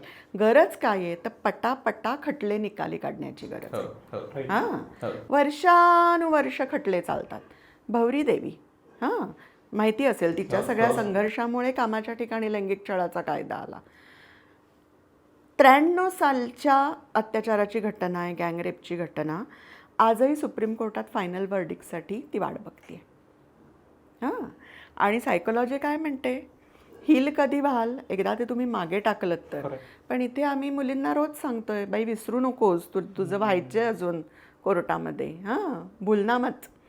म्हणजे कधी कधी ते मूव्ह ऑन होणार आणि कधी हील होणार याच्यातनं, जर लवकर लवकर कायद्याची प्रक्रिया पूर्ण नाही झाली तर. पटापटा खटले याच्यावरही आत्ताचं मागच्या महिन्यातलंच जजमेंट आहे की 20 ऑगस्ट 2024 रोजी अजमेर वासनाकांडाचा फायनल एक तोच एकमेव आहे. 15 दिवसात काहीतरी आला. नाही 32 वर्ष लागली. अच्छा, तो 91 सालचा म्हणताय तुम्ही. 1989 ते 1992 अजमेर शहरात 100हून अधिक मुलींना त्या वासनाकांडात ओढल्या गेल्या. रेप, ब्लॅकमेल आणि त्यांचं व्हिडिओग्राफी पण केली, ते सर्क्युलेट केलं. आपण इमॅजिन करू शकत नाही त्या मुलींना किती ट्रॉमा असेल. आणि यातले ते मेन 6 आरोपी आहेत, त्यांना 32 वर्षांनी शिक्षा होते जन्मठेपेची. 32 वर्ष त्या मुलींनी हे सगळं सहन करायचं. त्यातल्या अनेकींनी आत्महत्या केल्या. आणि ते का 32 वर्ष लागली, कारण हे जे मेन 6 आरोपी होते ते फरार होते. कधी हा फरार असायचा, कधी तो फरार असायचा. म्हणजे हजेरीच नाही. आणि म्हणजे ही काय गंमत आहे, म्हणजे ही सगळी किती सिस्टीम मॅनेज आहे. आणि जेव्हा 1992 अजमेर उघडकीस आलं तेव्हा बाकी सगळीकडे आलबेल होता असा भाग नाही. महाराष्ट्रात तेव्हा जळगाव वासनाकांड फुल स्विंगमध्ये सुरू होतं. जळगाव वासनाकांडाचे तर इतके शॉकिंग रिव्हिलेशन्स आहेत. म्हणजे किती वर्ष ते चाललं ह्याच्याबद्दलही मतमतांतर आहेत. अनेक वर्ष ते सुरू होतं. 94ला उघडकीस आल्यावरही अनेक मोठ्या पॉलिटिकल प्रभाव असलेल्या किंवा सत्तेच्या जवळ असलेल्या लोक त्यात सहभागी होते अशी आरोप आहेत. पण प्रत्यक्षात शिक्षा किती लोकांना झाली, इन्फ्लुएन्शियल आणि लोकांना? रिटालिएशनची खूप भीती त्याच्यामध्ये होतीच ना, त्यामुळे बॅकआउट झाल्या ना कंप्लेनंट्स काही. तर ते काय म्हणजे हे सगळे इतके कॉम्प्लिकेटेड गोष्टी आहेत ना. आणि आज आपण अशा काळात जगतोय की जिथे बलात्कारांचा हारतुरे देऊन स्वागत केलं जातं की काहीतरी तुम्ही पराक्रम करून आला आहात म्हणून. त्यामुळे हे फार टॉक्सिक वातावरण आहे सगळं. आणि जे आपण म्हणत होतो की जळगाव वासना कांड असेल किंवा काय, रिटॅलिएशनची भीती म्हणजे काय, तर ती आरोपी व्यक्ती मला काहीतरी इजा करेल का, माझ्या घरच्यांना इजा करेल का, म्हणजे एक मी भोगलं आता पण पुढचं तर आयुष्य माझं धड जाऊ दे. पण ती भीती, धमक्या येणं, हे करणं ते करणं. आता बघा जे आत्ता मध्यंतरी गुन्हेगारी कायद्यात बदल झाले, सेंट्रल गव्हर्नमेंटनी बदल आणले. तर आता भारतीय BNS भारतीय न्याय संहिता आणली ना त्यांनी. तर त्याच्यामध्ये आता त्यांनी म्हणजे CRPCचं आता भारतीय नागरिक सुरक्षा संहिता झालं. त्याच्यामध्ये आता त्यांनी विटनेस प्रोटेक्शनबद्दल पहिल्यांदा उल्लेख आपल्या कायदा सिस्टीममध्ये आला आहे की त्याच्यात त्यांनी म्हटलं आहे की स्टेट गव्हर्नमेंट्सनी या विटनेस प्रोटेक्शन स्कीम्स आता कराव्यात आणि एन्श्युअर करावं की विटनेसेसना तिथे प्रोटेक्शन मिळेल जेणेकरून ते हॉस्टाईल होणार नाहीत. हां, तर इतकं ते सगळं दडपशाही, भीती, आधी मुळात माझ्यावर बलात्कार झाला आहे हे सांगणं, त्याचं रिपोर्टिंग करणं, हा सगळा इतका म्हणजे काय म्हणूया ट्रॉमॅटिक विषय आहे ना सगळा. त्यामुळे खूप कठीण आहे. जोवर आपल्या सगळ्या यंत्रणा पुरेशा संवेदनशील होत नाहीत याच्याबद्दल, कायद्यात पटकन केसेस उभ्या राहून पटपट फास्ट ट्रॅक कोर्ट म्हटलं तरी आता पॉक्सोमध्ये काही टाईम लिमिट आहे किंवा डोमेस्टिक व्हायलन्सचा जो कायदा आहे त्याच्यात टाईम लिमिट आहे. पण दुर्दैवाने नाही ना ते पाळलं जाते कोर्टाकडनं सुद्धा. का तर रिसोर्सेसच नाही आहेत, कमी आहेत माणसं, जजेस कमी आहेत, कोर्टं कमी आहेत आणि केसेस तर भरपूर आहेत. तर हा बॅकलॉग आपला वर्षानुवर्षाचा चाललेला आहे. त्यामुळे मागणी आपण फाशीच्या शिक्षेची करण्यापेक्षा पुरेशी कोर्ट करा, पुरेसे जजेस द्या, त्यांना पुरेसं मनुष्यबळ द्या, त्यांचं सेन्सिटायझेशन करा, ह्या खरं तर मागण्या जास्त करायला हव्यात आणि ज्या लॉंग लास्टिंग आहेत, ज्या दीर्घकालीन चालणार आहेत. म्हणजे कलकत्त्यातही जी केस झाली आता, तर त्याच्यानंतर आधी तर ममता बॅनर्जींवर खूप टीका झाली कारण त्यांनी काहीच ॲक्शन्स घेतल्या नाहीत. पण आता त्यांनी अपराजिता म्हणून बिल आणलेलं आहे की, आणि त्यांचा दावा हाच आहे की 21 दिवसात इन्व्हेस्टिगेशन रेपच्या केसमध्ये पूर्ण करून शिक्षा होणार आणि फार फार तर ती 15 दिवसांनी वाढणार अजून. म्हणजे जर त्या 21 दिवसात नाही झालं तर हे इम्पॉसिबल आहे मॅडम तुम्ही म्हणताय त्या ह्याच्यावर. म्हणजे तुम्ही काय म्हणतात त्याला की इन्फ्रास्ट्रक्चर जे मूलभूत पाहिजे ते वाढवा ना तुम्ही, कोर्ट वाढवा, न्यायाधीश वाढवा. आणि तेवढे रिसोर्सेस आहेत का 15 दिवसात तपास पूर्ण करण्याचे? नाही. शक्ती बिलांनी पण तेच आणलं होतं, त्याच्यात आम्ही खूप ऑब्जेक्शन्स त्यांना कळवली. त्यामुळे आता त्यांनी ते मागे घेतलं 15 दिवस का 20 दिवस जे काय म्हणलं होतं.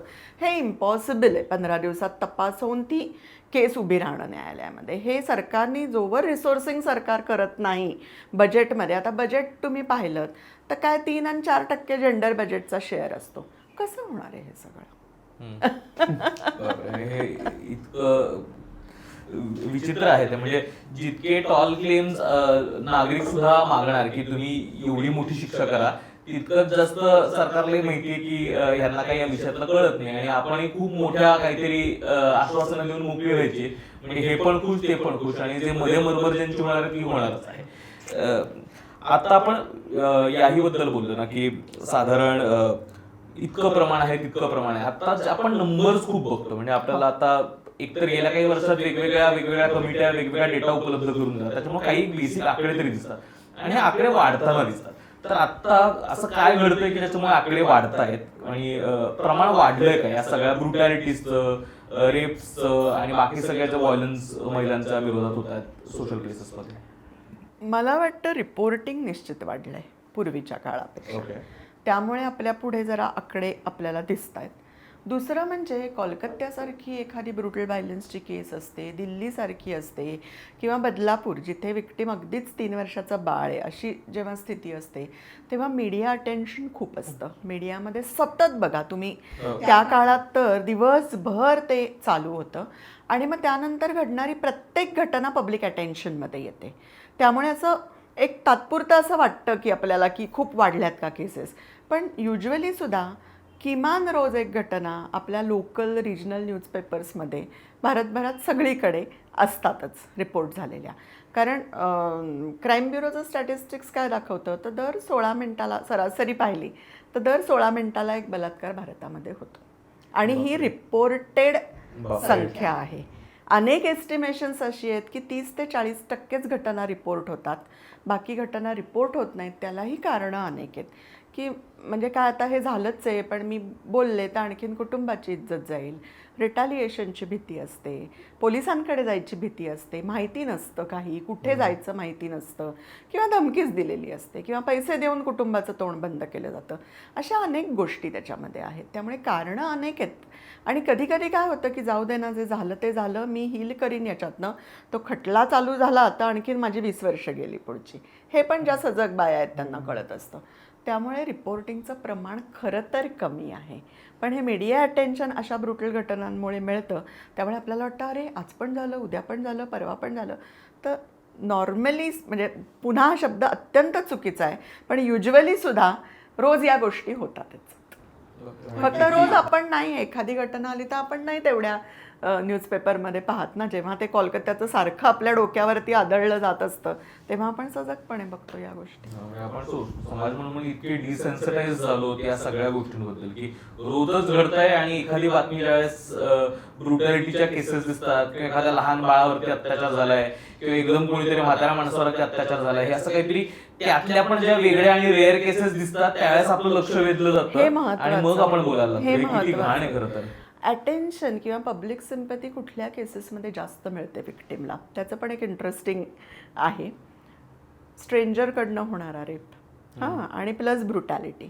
आणि पुन्हा ती व्हिक्टीम एक आता या ह्याच्यामध्ये ॲस्पायरिंग डॉक्टर आहे, ती ॲस्पायरिंग फिजिओथेरपिस्ट होती. म्हणजे खरंच या छान मुली आहेत असं जेव्हा एक इमेज असते, चांगल्या मुली आहेत, गुड वुमन, पितृसत्तेला अपेक्षित अशा गुड वुमन ज्या जेव्हा व्हिक्टिम्स असतात तेव्हा पब्लिक सिम्पॅथी सर्वात जास्त मिळते. आणि सर्वात जास्त रेप आपल्याला माहितीच आहे फॅमिलीत होतात, ओळखीच्या लोकांकडनं होतात.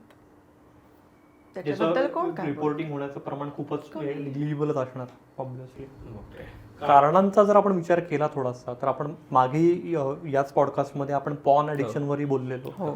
तर हा खरंच हा जो मीडिया एक्सपोजर आहे त्याचा काय वाटा आहे नेमका या वाढत्या गुन्ह्यांमध्ये, याच्यावर खरंच डीप स्टडी होण्याची खरोखर आवश्यकता आहे. कारण पॉर्न ॲडिक्शनमुळे जे ब्रेनमध्ये न्यूरोप्लास्टिक चेंजेस होतात तर त्यांनी ब्रेनचं फंक्शनिंगच बदलतं असं म्हणतात जे अलीकडचे जे स्टडीज आहेत.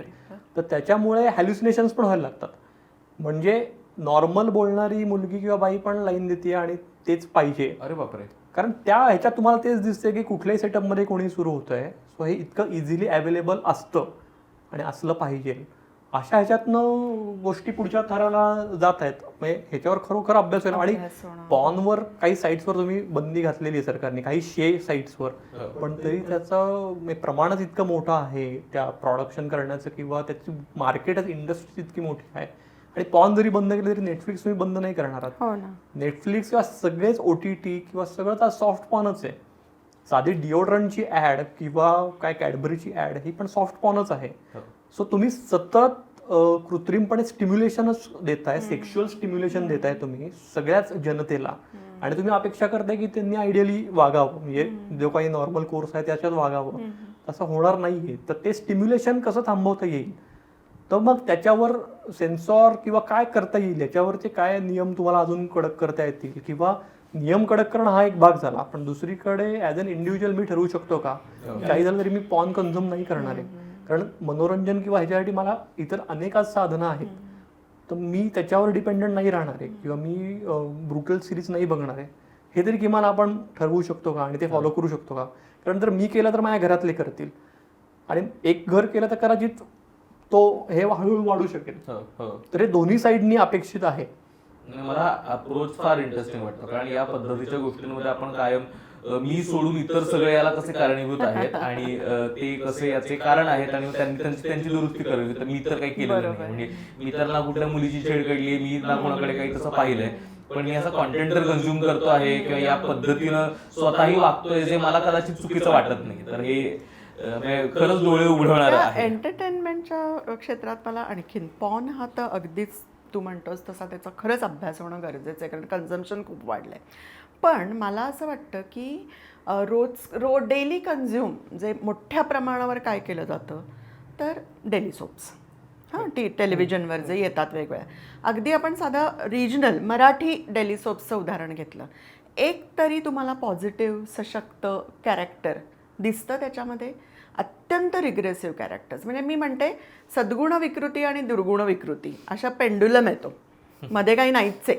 हां म्हणजे ज्या सोकॉल सद्गुणी कॅरेक्टर्स आहेत ते म्हणतात छळा किती छळायचं, मी सहनच करणार. इतकं मंद दाखवतात हां की काहीही म्हणजे सहन त्यांना करतात. ती नशाच चढते सहन करायची. त्या एकच प्यालामध्ये सिंधूला कशी पातिव्रत्याची नशा आहे तसं इथे. आणि दुसरीकडे काय दुर्गुणी व्यक्ती म्हणजे त्यांची विकृती तर इतकी टोकाला, रोज हीन क्लुप्त्या रोज, आणि पहिल्यापेक्षा दुसरी आणखीन खालच्या दर्जाची. म्हणजे आपल्याला वाटतं आता आणखीन काय क्रिएटिव्हिटी बाबा लेखक याच्यात दाखवतील, पण तरी ते दाखवतात. तर मला वाटतं की हे पण एक स्लो पॉयझनिंग नाही आहे का? What kind of portrayals we see of women in media. सिनेमात तर काय ग्लॅमडॉलच असते अनेकदा, सशक्त स्त्री कॅरेक्टर्स हाताच्या बोटा इतके सिनेमे असतील, नाही तर ग्लॅमडॉल असते, लैंगिक काय छेडछाड करून पटवायची वस्तू आहे किंवा रक्षण करायची वस्तू आहे. हां आणि रेप तर म्हणजे तो इतका टिटिलिएटिंग दाखवतात हिंदी सिनेमामध्ये, पुन्हा अगदी सन्माननीय अपवाद हाताच्या बोटावर मोजण्या इतके. त्यामुळे मी जे म्हणते ना की पितृसत्ताक संस्कारांचं वातावरण आणि असं सांस्कृतिक वातावरण ही इकोसिस्टीम आपली आहे. त्यामुळे जे ग्लोबली भारताबद्दल म्हणलं जातं की इट्स अ रेप कल्चर, म्हणजे असा समाज की जिथे सेक्शुअल व्हायलन्स नॉर्मलाइज झालेला आहे.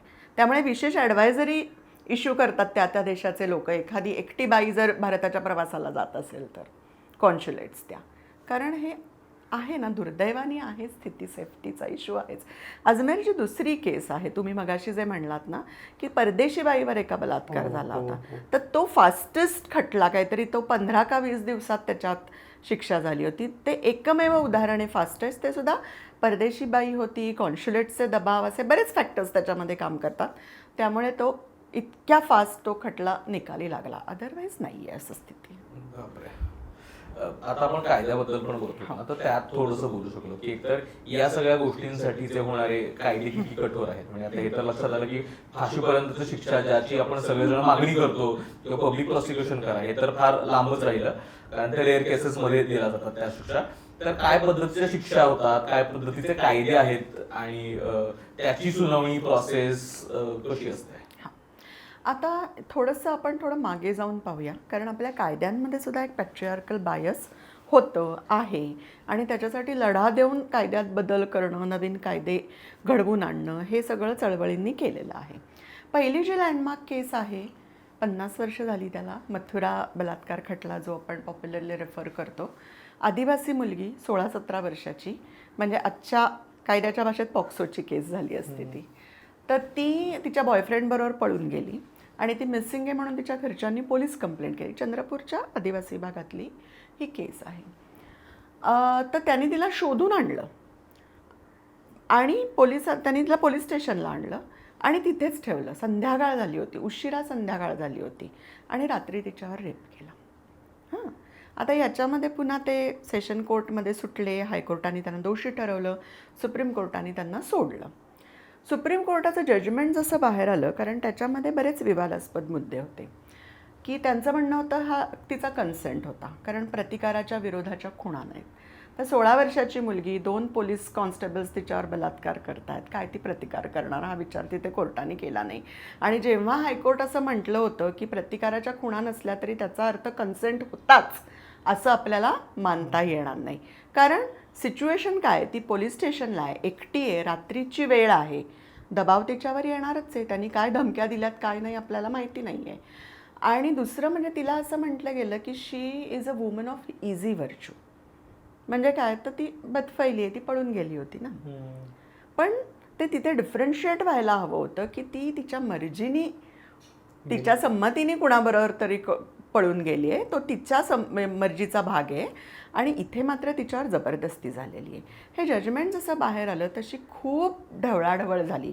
म्हणजे काही लॉ प्रोफेसर्स आणि ॲक्टिव्हिस्टनी सुप्रीम कोर्टाला एक ओपन लेटर लिहिलं. ओपन लेटर म्हणजे जे पब्लिक केलं आणि त्याच्यात त्यांनी हेच पॉईंट आऊट केलं की बाईची सेक्शुअल हिस्ट्री रेफर करणं, तिला बदफैली ठरवणं, याच्यातनं तुम्ही जस्टिसचं काय म्हणजे जस्टिस नाहीच झालेला याच्यामध्ये. आणि मग त्यानंतर खूप मोठं आंदोलन उभं राहिलं आणि मग काही बदल मागितले तेव्हा क्रिमिनल कायद्यामध्ये. मग तेव्हा काय झालं, ते सूर्यास्त ते सूर्योदय बाईला पोलीस स्टेशनला बोलवता येत नाही, हे त्यानंतर आली ती अमेंडमेंट. आणि हे आपल्याला माहिती पाहिजे, प्रत्येक बाईला हे माहिती पाहिजे, तो तुमचा अधिकार आहे. तुम्हाला जायची गरज नाही. जायची गरज असेल पोलीस त्यांना म्हणायचं आम्ही उद्या सकाळी येऊ. हां, तर सूर्यास्त ते सूर्योदय बाईला पोलीस स्टेशनला बोलवता येत नाही.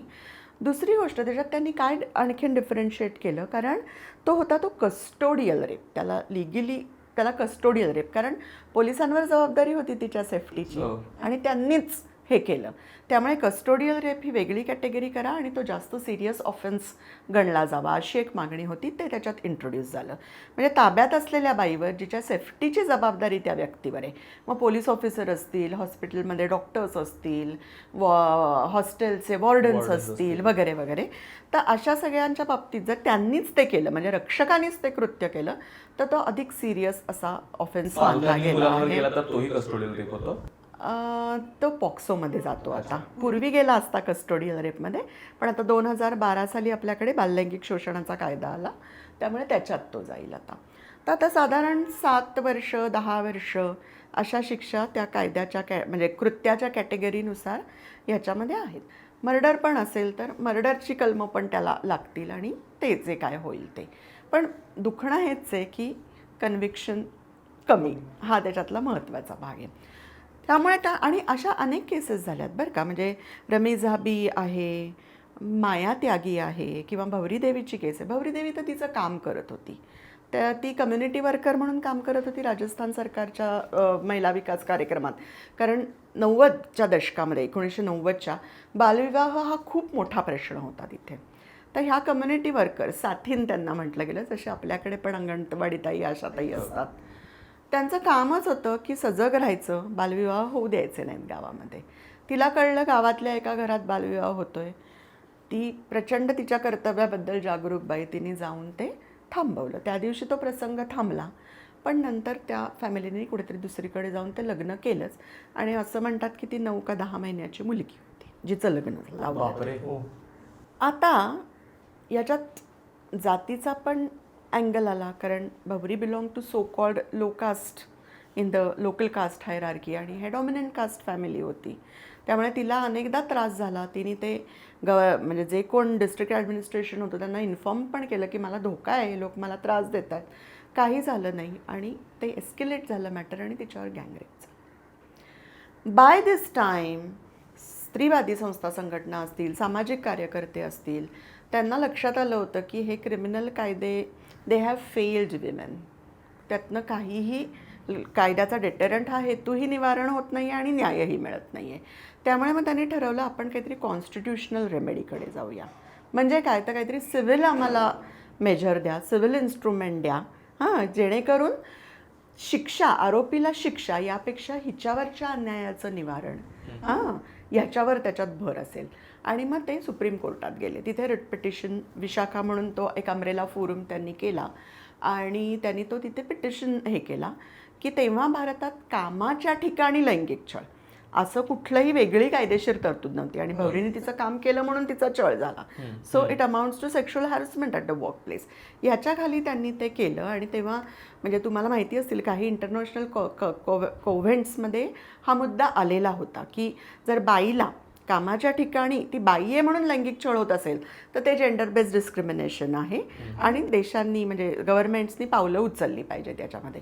तर तो एक इंटरनॅशनल इन्स्ट्रुमेंटचा आधार घेऊन, कारण India was one of the signatories to that document CEDAW, त्यांनी ते रिट पिटिशन सुप्रीम कोर्टात दाखल केलं.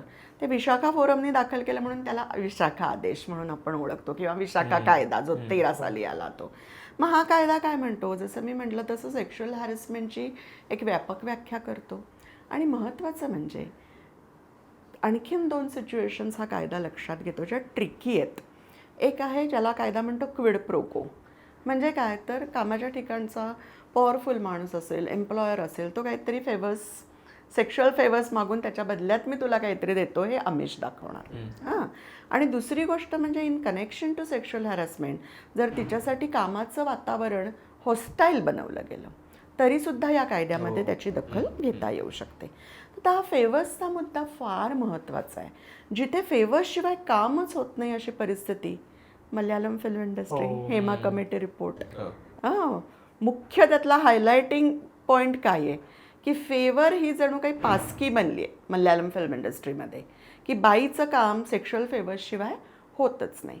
आणि अनेक फिल्म स्कूल्समधले मला माहिती आहेत लोक की जे कास्टिंग काउच नॉर्मलाइज करतात.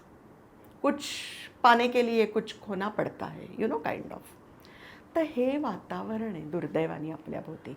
त्यामुळे कायदे आहेतच, निश्चितच आहेत. आणि विशाखा कायद्यासारख्या कायद्याचा ॲडव्हान्टेज काय आहे, तर तुम्ही आम्ही मिळूनच तो यशस्वी करणार आहोत. का? कारण तुमच्या कामाच्या ठिकाणी जर 10पेक्षा जास्त लोक असतील तर तुम्ही समिती नेमायला हवी, तुमचे वर्कप्लेस गाईडलाईन्स हव्या. जर अशी सिच्युएशन आली तर आम्ही कसं टॅकल करू, केस कंप्लेंट आली तर चौकशी करू त्याची.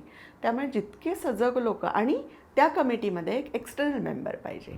ही योजना पण फार विचारपूर्वक आहे, कारण इंटरनल वर्क प्रेशर्स त्या माणसावर काही नसतील ना एक्सटर्नल मेंबरवर. आणि दुसरं महत्त्वाचं म्हणजे this law talks about prevention. Criminal कायद्याचं काम कधी होतं? क्राईम घडून गेल्यावर, बरोबर आहे. इथे हा कायदा काय म्हणतो की तुमच्या सगळ्या एम्प्लॉईज बरोबर सेन्सिटायझेशन सेशन्स घ्या. सेक्शुअल हॅरेसमेंट म्हणजे काय ते सांगा, असं वर्तन आपल्या कामाच्या ठिकाणी चालणार नाही, त्याचे कॉन्सिक्वेन्सेस होतील हे सांगा. त्यामुळे या कायद्याने पर्टिक्युलरली खूप पॉसिबिलिटीज ओपन केल्यात की या विषयावर काही संवाद होऊ शकतील याच्यात. नाही तर या विषयावर कोण, आपण आपले जेंडर रोल्सच कॅरी करतो ना वर्कप्लेसला. मग कोणी पाहुणे आले की ओवाळायला बाया पुढे, रांगोळ्या काढायला बाया पुढे, म्हणजे असे जे काही जेंडर रोल्स घरात आहेत तेच आपण तिथे जाऊन कॅरी करतो. तर या सगळ्याबद्दल, नॉट जस्ट सेक्शुअल हॅरेसमेंट, तर ओव्हरऑल जेंडर सेन्सिटायझेशनबद्दल तिथे संवाद व्हावा ही या कायद्याची अपेक्षा आहे. त्यामुळे जर या कायद्याचं पण पालन नीट झालं ना तर एक किमान म्हणजे केवळ वर्कप्लेस नाही, कारण शेवटी मी एका वर्कप्लेसला काम करते पण मी सगळीकडे जाते ना, ते विचार मी सगळीकडे कॅरी करणार आहे. त्यामुळे दिस इज अबाउट क्रिएटिंग ऑल्टरनेट इकोसिस्टीम्स ज्याच्यात हे समतेचे संदेश असतील, जेंडर सेन्सिटिव्हिटीचे संदेश असतील, नो म्हणजे नोच आहे हे कळेल, आणि मिथ्स आपण कशा त्या पंक्चर करू शकू, पॅट्रिआर्कल मिथ्स, हा सगळा याचा भाग आहे. मॅडम, मला वाटतं वर्कप्लेस बरोबरच कॉलेजेसमध्ये पण हे अपेक्षित आहे विशाखा गाईडलाईन्स फॉलो करणं आणि कंप्लेंट बॉक्स असणं. कंप्लेंट बॉक्स असणं सगळ्या हायर एज्युकेशन इन्स्टिट्यूट्समध्ये. UGCनी हा कायदा आल्यानंतर 2015 साली त्यांचे स्वतःचे स्टॅच्युटरी गाईडलाईन्स इश्यू केले आहेत. तर तिथे कमिटी असलीच पाहिजे. तिथे स्टुडंट्सची जर कंप्लेंट असेल तर त्या कमिटीत स्टुडंट मेंबर्स पण असले पाहिजेत असं कमिटी म्हणते. आणि सर्वात महत्त्वाची गोष्ट म्हणजे UGCनी काय केलं आहे, हायर एज्युकेशन इन्स्टिट्यूटमध्ये जर विद्यार्थी म्हणजे कोण कंप्लेंट करू शकतं, तर स्टुडंट ऑफ एनी जेंडर. तर हे पॉवर रिलेशन लक्षात घेऊन सर्वात वल्नरेबल कोण आहे त्या सगळ्या हायरार्कीमध्ये, तर स्टुडंट आहे. आणि दे हॅव बीन इन्स्टन्सेस की मेल स्टुडंट्सना किंवा ट्रान्ससेक्शुअल स्टुडंट्सना असे अनुभव आलेले आहेत. त्यामुळे तो एक महत्त्वाचा भाग आहे. युनिव्हर्सिटीजमध्ये, हायर एज्युकेशन इन्स्टिट्यूटमध्ये student of any gender can make complaint. म्हणजे हा कायदा नक्कीच सत्ता संबंध लक्षात घेतो असं मी म्हणेन.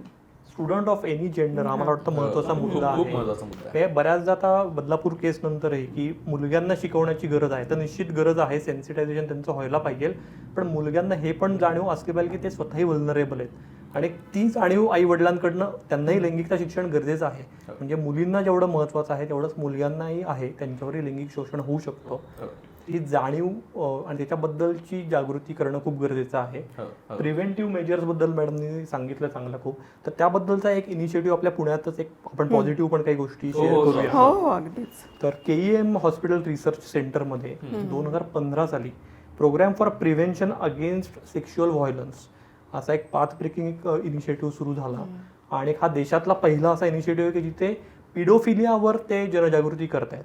पिडोफिलिया ही एक मानसिक आजार म्हणू शकतो आपण त्याला, व्याधी म्हणू शकतो, विकृती नाही म्हणता येणार त्याला, की ह्याच्यात त्या व्यक्तीला लहान मुलांविषयी लैंगिक आकर्षण असतं.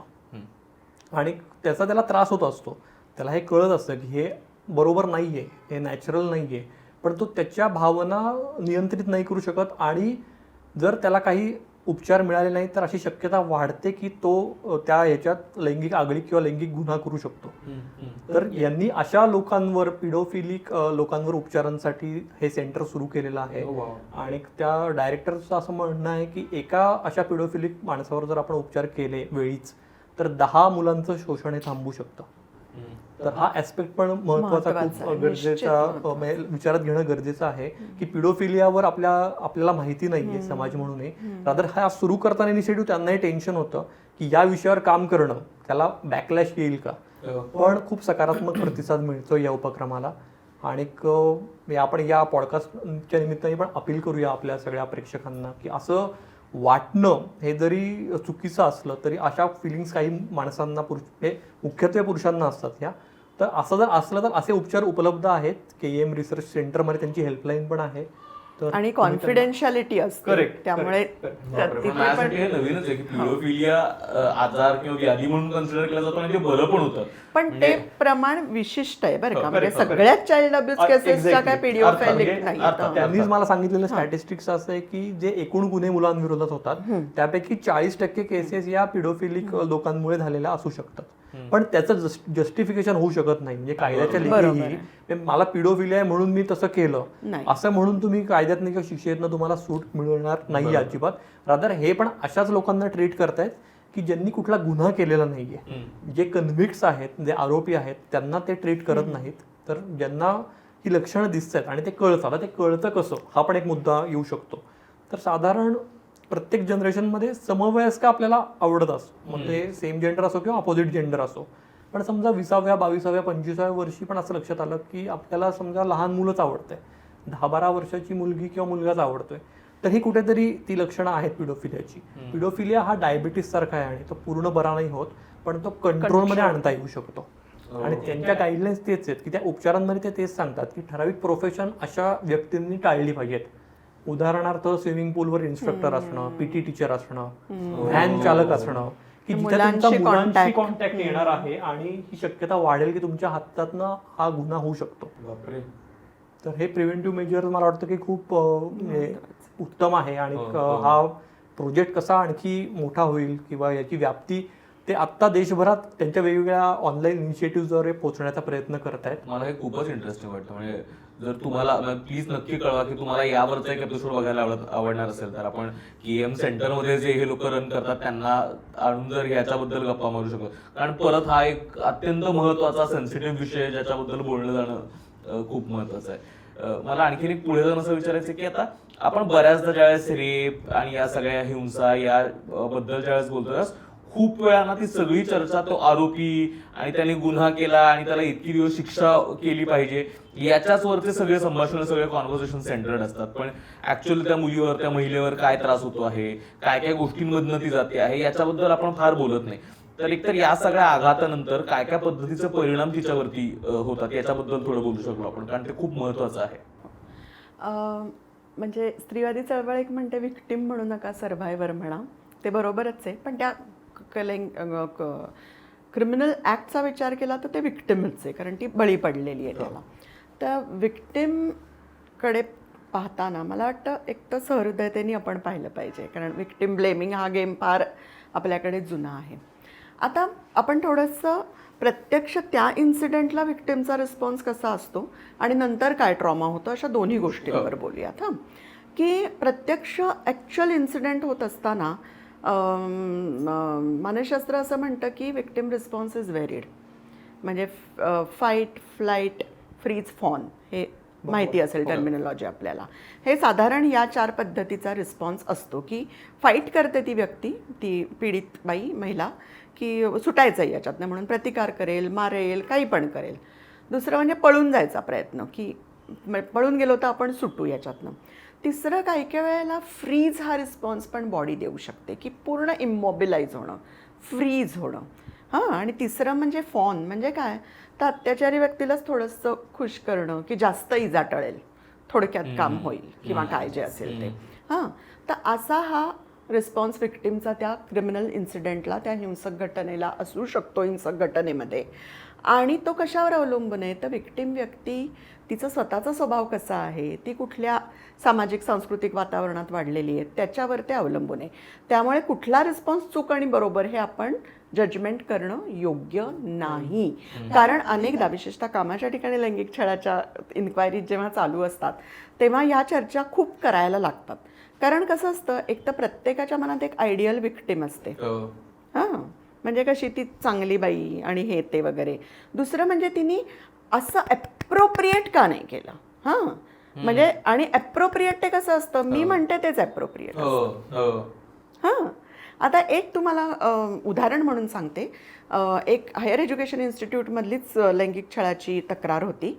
त्याच्यामध्ये असं झालं होतं की परदेशी म्हणजे स्टुडंट एक्सचेंज प्रोग्राम असतात, शॉर्ट ड्युरेशनसाठी परदेशी स्टुडंट्स आपल्या काही भारतीय शैक्षणिक संस्थांमध्ये येतात. तशी ती स्टुडंट आली होती इकडे आणि तिला एक पंधरवडा वगैरे झाला होता इथे येऊन. आणि मग तिने काही मित्र मैत्रिणी झाले तिचे इथे. एकाशी तिची खूप चांगली मैत्री झाली. मग तो म्हणला चल मी तुला पुणे दाखवतो, आणि they had a good time. मग दुसऱ्या दिवशी त्यांनी परत विचारलं, सॅटरडे होता, ती परत त्याच्याबरोबर गेली आणि मग ती भेट लांबली. मग नंतर तिच्या लक्षात आलं की त्यांनी ती लांबवली. हां, पण बिकॉज शी वॉज एन्जॉईंग, तिचा ट्रस्ट पण त्यांनी जिंकला होता. शी कंटिन्यूड. ते अनेक ठिकाणी फिरले, डिनर केलं. मग तो म्हणला मी तुला कारनी सोडणारच आहे ना तुझ्या हॉस्टेलला परत. मग ती म्हणली सेफच आहे ना, मला जर अगदी घरापर्यंत लिफ्ट मिळणार आहे तर. त्यामुळे शी स्टेड विथ हिम. मग रात्री खूप उशीर झाला होता. मग ते त्या इन्स्टिट्यूटचं मोठं कॅम्पस आहे, तिथे ते आले. मग तो म्हणला अगं डायरेक्ट हॉस्टेलला सोडायचं, चल मी तुला कॅम्पस दाखवतो, तू कॅम्पस तरी पाहिलं आहेस का, इथे 15 दिवस झाले तुला येऊन वगैरे वगैरे.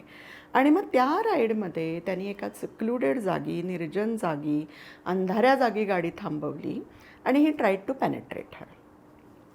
आता ते तिने खूप विरोध केला. मग ते झालं, म्हणजे मग तिला त्यांनी आणून सोडलं. मग दुसऱ्या दिवशी तिने मात्र कंप्लेंट केली. हे झालं. आता झालं म्हणजे त्याला म्हणजे काय, तो दोषी सापडला आणि त्याला डिबार केलं त्या इन्स्टिट्यूटने, ते सगळं झालं. पण ह्या जेव्हा इन्क्वायरीमध्ये डिस्कशन्स चालू होती तेव्हा इतर सदस्यांचं काय म्हणणं होतं, ती ओरडली का नाही, ती गाडीतनं बाहेर का नाही पडली. आता ती कुठल्या तरी युरोपियन देशातनं आलेली मुलगी इथे अंधाऱ्या एका निर्जन जागी, सिक्लुडेड जागी, आणि ती पण म्हणली ना तिच्या टेस्टिमनीमध्ये, मला काय माहिती, मी दार उघडल्यावर आणखीन काय वाढून ठेवलं आहे, मला नाही माहिती हा एरिया, आणखीन भलतंच काहीतरी माझ्या वाट्याला यायचं, तो आय चूज लेसर एव्हिल. म्हणजे व्हिक्टिमचा रिस्पॉन्स कसा असू शकतो प्रत्येक गोष्टीला. तर ह्याच्याकडे सहृदयतेने पाहणं हे गरजेचं आहे. अशी घटना घडल्यावर ट्रॉमा असणार. हां, कारण पितृसत्ताक मानसिकतेमुळे तो ट्रॉमा अधिक गहिरा होतो. कारण तुझं आयुष्यच संपलंय अशा पद्धतीने त्याच्याकडे, कारण पावित्र्य आणि याचं उगीचच त्याच्याशी जोडलेलं नातं आहे. त्यामुळे आणि अनेकदा जेव्हा स्वतःच्या बाबतीत, आपल्या बाबतीत एखादं मिसहॅप होतं बघा, तेव्हा आपण पण किती वेळा विचार करतो, अरे रे मी ते नको होतं करायला, मी तिथे जायलाच नको होतं, मी ते टाळायलाच हवं होतं. तर पहिला रिस्पॉन्स व्हिक्टिमचा सेल्फ ब्लेमिंग असतो अनेकदा, की मी हे टाळलं असतं, मी गेले नसते तर बरं झालं असतं. पण ठीक आहे, म्हणजे त्या प्रोसेसमधनं हील होणं हे गरजेचं आहे. पण दुर्दैवाने आपल्या संस्कारामध्ये तीच दोषीसारखी असं असतं. त्यामुळे त्या सेल्फ ब्लेमिंग मानसिकतेतनं बाहेर काढणं व्हिक्टिमला हे मोठं चॅलेंज त्याच्यामध्ये असतं. आणि हे लाँग टर्म काउन्सिलिंगचा ह्याच्यामध्ये रोल आहे. दुर्दैवाने आपल्याकडे म्हणजे जेव्हा क्रिमिनल कंप्लेंट होते त्यानंतर अशा कितीशा नाही आहेत फारशा व्यवस्था आपल्याकडे जिथे काउन्सिलिंग सपोर्ट मिळेल किंवा काय. पण आमच्यासारख्या अनेक संस्था संघटना आहेत ज्या असा काउन्सिलिंग सपोर्ट देऊ करतात, किंवा ज्यांना अफोर्ड होतं त्यांच्यासाठी इंडिव्हिज्युअल प्रॅक्टिशनर्स पण तिथे अवेलेबल आहेत. पण हे केलं पाहिजे, हे ट्रॉमा हिलिंग करणं खूप गरजेचं आहे. नाहीतर ते तुमच्या बरोबर राहणार आहे, आयुष्यभर राहणार आहे. आणि मग त्या सेल्फ ब्लेमिंगच्या मानसिकतेतनं आपण बाहेर नाही येणार आहोत जर आपण हिलिंग केलं नाही त्याच्यावरती. त्यामुळे ते करणं खूप गरजेचं आहे. या ट्रॉमाचा काय परिणाम होऊ शकतो, तर एक म्हणजे 50शीचे परिचित आहेत, तर हे ही मेल, त्यांनी सांगितलेला अनुभव आहे की त्यांची लाईफ स्टोरी आहे ना, म्हणजे एखाद्या फिल्मसारखी आहे, की तरुण वयात असताना दारूत बुडाले, घटस्फोट झाला, बाहेर खालीपणा झाला, सगळं त्यांनी केलेलं आहे, ड्रग्समध्ये अडकलेले, सगळं झालं. पण आता he is living a healthy life आणि चांगला बिझनेस आहे त्यांचा. पण ते म्हणले की मी जेव्हा विचार करतो या सगळ्याचं मूळ कुठे आहे, म्हणजे ठिसूळ नातेसंबंधांचं मुख्यत्वे किंवा व्यसनांचंही, तर ते लहानपणी झालेल्या लैंगिक शोषणात आहे. की माझ्याच वयाच्या जे मी त्यांना मित्र म्हणत होतो त्यांनी माझ्यासोबत लैंगिक शोषण केलं आणि तो काळ तो 70s 80s मधला असेल की हे सांगणंच शक्य नाही आहे. हे मॅडम म्हणतात की हा सपोर्ट पाहिजे, पण हा सपोर्ट कोणाला मिळेल की ज्यांनी रिपोर्ट केले किंवा ज्या बाहेर आल्यात केसेस. अशा असंख्य केसेस आहेत की ज्या रिपोर्टच होत नाहीत आणि त्यांचा गिल्ड तोच आहे. गिल्ड म्हणण्यापेक्षा ते म्हणले की मी अजूनही आत्तापर्यंत ओव्हरकम करू शकलो नव्हतो, पण जेव्हा मला ते रिअलायझेशन झालं की त्याच्यामुळे मी कोणावरच विश्वास ठेवू शकत नाही किंवा मी इमोशनली अटॅच नाही होऊ शकत, कारण कोण कधी कसा वागेल गॅरंटीच नाही. मला वाटतं हा खूप महत्वाचा मुद्दा आहे, कारण ज्यावेळेस आपण म्हणतो की प्रमाण वाढलंय, खरं तर जर हे रिपोर्ट होणाऱ्या केसेसचं प्रमाण पण एवढंच असेल तर खरं तर आपल्याला वाटतो त्यापेक्षा खूप जास्त कॉमन आहे हा सेक्शुअल व्हायलन्स. आणि त्यामुळे हे डिस्कस करणं खूप गरजेचं आहे की ज्यावेळेस माझ्या सोबत असं काहीतरी घडतं आहे वेगवेगळ्या कुठल्याही ठिकाणी, तर मी काय करायला हवं. म्हणजे आता आपण त्या मुद्द्याकडे येऊया की जर मला तक्रार नोंदवायची आहे तर मी काय केलं पाहिजे, कुणाकडे जाऊन मदत मागितली पाहिजे, कुणाशी जाऊन बोललं पाहिजे, कुणाशी नाही बोललं पाहिजे, काय पद्धतीची दडपण माझ्यावरती येऊ शकतात आणि अशा वेळेस काय करायला पाहिजे. आणि जर माझ्या अगदी ते करणारा मी माझ्यावरती तो प्रसंग झाला नसेल तर माझ्या सोबतच्या कोणासोबत झाला असेल तर एक सपोर्टर म्हणून सुद्धा माझी काय भूमिका असली पाहिजे याच्याबद्दल थोडं बोलूयात. बरोबर आहे. आता त्याच्यामध्ये कसं आहे, एकतर माहिती करून घेणं की जर अशी घटना घडली तर कायद्याने मला रिड्रेसल काय काय अवेलेबल आहे आणि योग्य व्यक्तीशी ते कन्सल्ट करणं की ज्याला कायदा प्रक्रिया माहिती आहे, कोर्ट प्रोसिजर्स कशा चालता आहेत हे माहिती आहे. हां, टेस्टिमनीजसाठी तयारी करून घेणारी व्यक्ती कोर्टापुढे जेव्हा जबानी द्यायची असते, तर हा एक सपोर्ट शोधणं गरजेचं आहे तिथे. आणि आता कसं असतं की रेपची तक्रार नोंदवली तर पब्लिक प्रॉसिक्युटरच मिळतो, कारण ते स्टेट प्रोव्हाइड करतं तुम्हाला. पण जर तुमची परिस्थिती असेल आणि तुमची इच्छा असेल तर तुम्ही तुमच्या माहितीतला चांगला वकील असिस्टन्स टू पी म्हणून मागणं त्याचं करू शकता. हां, तो एक भाग आहे. म्हणजे एक आपल्या विश्वासातली व्यक्ती तिथे आपली केस लढवण्याच्या दृष्टीने असणं. रेप नसेल समजा किंवा क्रिमिनल ॲक्ट नसेल आणि सिव्हिल मेजर्समध्ये काही करायचं असेल, उदाहरणार्थ कामाच्या ठिकाणी लैंगिक छळ, तर त्या कमिटीला जाऊन सांगणं पहिलं. म्हणजे दरवेळी काय तुम्हाला लगेच फॉर्मल कंप्लेंट घेऊन जायची गरज नाही. आधी बोला, एक्सप्लोअर करा काय काय होतं, कसं कसं होतं, काय लिगल रिड्रेसल अवेलेबल आहे, केस कशी चालेल.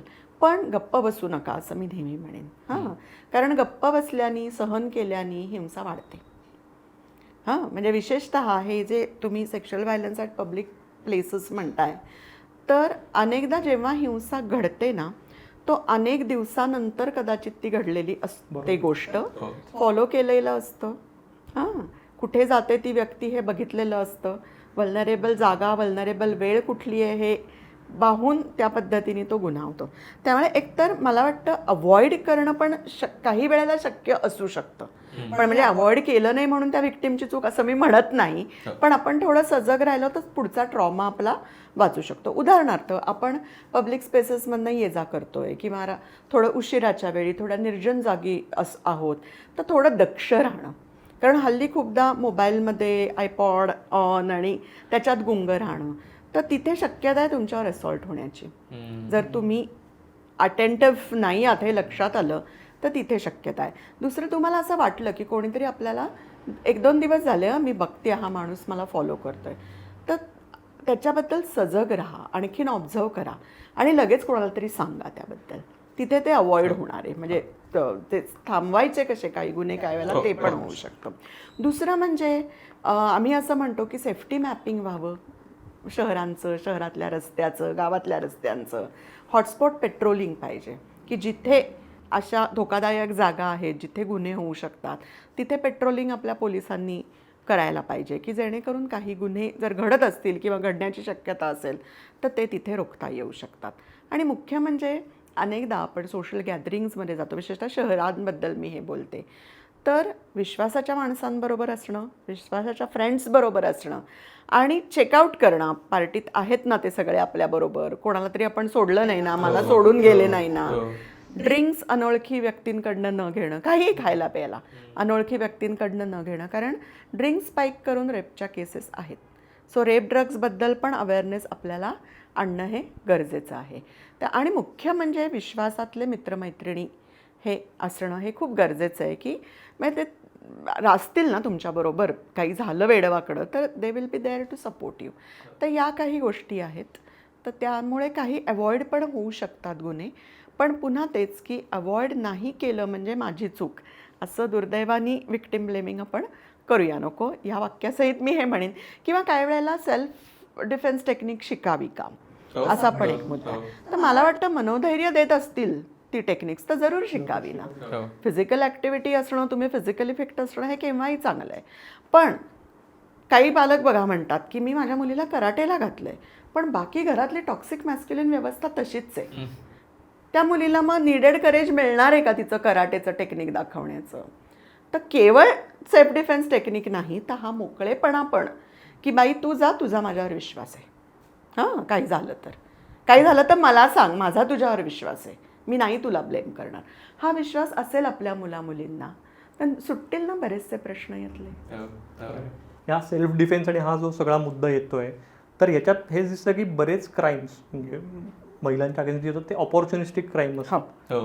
म्हणजे तो टेस्ट करत असतो की समोरची मुलगी किंवा विक्टिम किती रेजिस्ट करते. जर तिने वेळीच रेजिस्ट केलं तर तो थांबूही शकतो, तो पळूनही जाऊ शकतो. कारण त्याला हे कळतं की हे आपल्याच्यानी हे पुढे रेटता येणार नाही, जे तुम्ही त्या फॉरेन मुलीच्या बाबतीत आता सांगितलं. तर त्याच्यामुळे रेजिस्ट करायचं आहे ही प्रत्येक मुलीला हे शिकवलं पाहिजे की तुझ्या मनाविरुद्ध बळजबरी जर तुझ्यावर कुठल्याही प्रकारची होतीये तर तू त्याच्यावर आवाज उठवला पाहिजे. आपण लहानपणापासून मुलांना काय शिकवतो, मोठ्यांनी काही सांगितलं तरी गप्प राहायचं, ऐकायचं. म्हणजे मोठे जे वागतात ते बरोबरच आहे, हा संस्कार ही चुकीचा आहे संस्कार म्हणून. आणि आईवडिलांनी पण जर अगदी लहान मूल काही सांगायचा प्रयत्न करत असेल तर ते ऐकून घेतलं पाहिजे. म्हणजे जरी ते अगदी तुमच्या जवळच्या नातेवाईकाबद्दल असेल, जसं तुम्ही सांगितलं की आईच्या वडिलांनीच बलात्कार केला, तर त्या बाई पुढे हा केवढा इमोशनल टर्मॉईल आहे ना. एकीकडे मूल आणि दुसरीकडे वडील आहेत. पण तिथे मला वाटतं आपण आपल्या मुलांना प्रायोरिटी दिली पाहिजे, कारण त्यांच्या काळजी आणि संरक्षणाची जबाबदारी आपली आहे. त्यामुळे मुलं काही म्हणत असतील तर ते त्यांना किरकोळीत न काढता ऐकून घेणं, समजून घेण्याचा प्रयत्न करणं. किंवा लहान मुलांबरोबर पण आम्ही जे वर्कशॉप करतो ना, त्यांनाही आम्ही 3 स्ट्रॅटेजीज सांगतो की कोणी तुम्हाला नको त्या जागी स्पर्श करतोय आणि तुम्हाला आवडत नाहीये, ओरडा. मुलं जोरात किंचाळतात, त्यामुळे पण तो परपेट्रेटर घाबरू शकतो. पळा आणि सुरक्षित जागी जा. मग तुमचे शिक्षक असतील, मित्रमैत्रिणी असतील आणखी, आणि त्यांना सांगा काय झालंय ते. तर थोडी मोठ्या मुलांना हे कळू शकतात या स्ट्रॅटेजीज. तर हे असे काही अवॉइड करण्याचे मुद्दे आहेतच की जो वैयक्तिक प्रसंग त्याच्यामुळे अवॉइड होऊ शकतात. लार्जर आपल्याला जी समाज बदलाची प्रक्रिया आहे ती चालवतच राहायला लागणार आहे आणि समानतेचे संस्कार कसे होतील आपल्या नवीन बालकांवर हे बघतच राहायला लागणार आहे. त्याचा एकच मुद्दा गुड टच बॅड टच बद्दलही बरंच डिस्कशन होतं. तर गुड टच बॅड टच ही आता थोडंसं कालबाह्य झालं असं म्हणतात, कारण बॅड टच हा पण सुखावह असू शकतो. म्हणजे नको त्या जागी जर अनपेक्षितपणे अनोळखी माणसाने केलेला स्पर्श हाही सुखावह असू शकतो आणि त्याच्यामुळे त्या मुलाचा कन्सेंट आहे असं समजून पुढची कृत्य होऊ शकतात. त्याच्यामुळे गुड टच बॅड टच हे शिकवणंही चुकीचं आहे मुलांना. त्या जागी टच केलेला हा बॅडच आहे, तो कुठल्याही प्रकारे केलेला असो, बळजबरीने केलेला असो, टॉफी देऊन केलेला असो किंवा कुठल्याही प्रकारे. बापरे, म्हणजे आता हे सगळं बघताना आणि एक सगळ्यात महत्वाचं म्हणजे जरी आता आपण सेक्शुअल व्हायलन्स बद्दल बोलताना फक्त रेप या त्यातल्या एक्स्ट्रीम व्हायलन्स बद्दल बोललो असतो, तरी कुठल्याही पद्धतीचा सेक्शुअल व्हायलन्स हा व्हायलन्सच आहे. त्याच्यामुळे जर तुम्हाला कुठल्याही पद्धतीची मदत मागायची आहे, तो रिट्रीव्ह करायचा आहे आणि काही पद्धतीचं तुम्हाला रेड फ्लॅग्स तुम्हाला दाखवायचं असेल तर ते ही फक्त रेप होण्याची वाट बघण्याची, तिथपर्यंत त्या गोष्टी जाण्याची वाट बघण्याची अजिबातच गरज नाही. मला एकतर हे सगळं डिस्कस करताना असं वाटत होतं की कायम ना ते हे कदाचित माझा प्रश्नही चुकीचा असू शकेल, म्हणजे I am taking that advantage.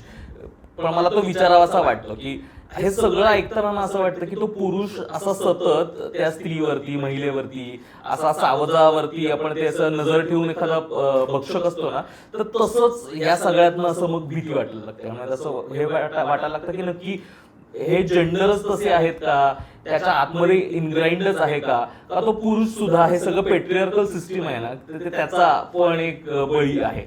तर मला माहित नाही, कदाचित हा प्रश्न आजच्या एपिसोडसाठी पण चुकीचा असू शकेल, पण मला विचारावासा वाटतो, कारण मला खरंच तो प्रश्न पडतो की सगळेच पुरुष असे असू शकतात का, सगळ्यांचाच विचार असा आहे का, आणि या पद्धतीचा विचारच त्या जेंडरमध्येच रुजला आहे का, तर मला माहित नाही. आता तुम्हाला एक इंटरेस्टिंग स्त्रीवादी म्हणजे रॅडिकल फेमिनिझम जेव्हा वेस्टमध्ये जोरात होतं ना, दुसऱ्या लाटेमध्ये 70-80च्या दशकात, तेव्हा रॅडिकल फेमिनिस्टांनी काय म्हणलं, कारण ते म्हणतात की जो काही सगळा झगडा आहे मानव इतिहासाचा तो it is a war of sexes.